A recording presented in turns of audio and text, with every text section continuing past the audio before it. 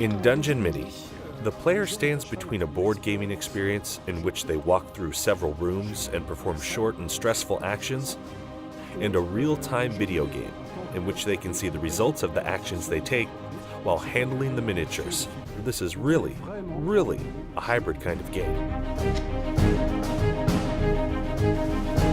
In Dungeon Mini, there is no joypad. The miniature is the joystick. This means that you will just have to put the mini on the tab and hop. Here you go.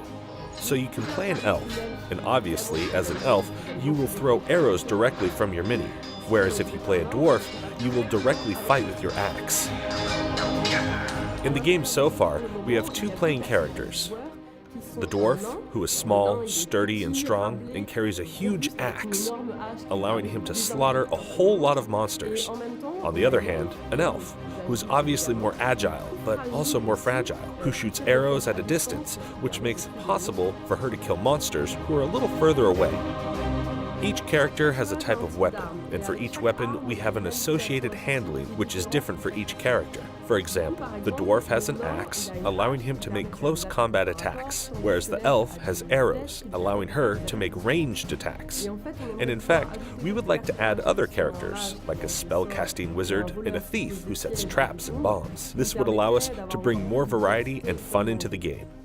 Originally, Dungeon Mini was born out of a meeting between Cedric Latardi and me. We wanted to make use of the object tracking technology of touchscreens in order to use minis on tabs. And as we both come from the world of video games, board games, and role-playing games, we wanted to create the first real-time board game. From this moment on, we started imagining a classic heroic fantasy scenario, and for this, we needed a charismatic big bad guy, Malferris. Malferris is a horrible character who changed all the adventurers who dared defy into statues. The most amazing thing in Dungeon Mini is the ability for the player to breathe their own energy into the game through their mini in order to give life to the hero who will face in real time all the perils in the dungeon, and that is a real good experience. Each player has special abilities according to their nature. In order to defeat Malferris, the player will also have to draw runes on their tab to cast spells and solve puzzles.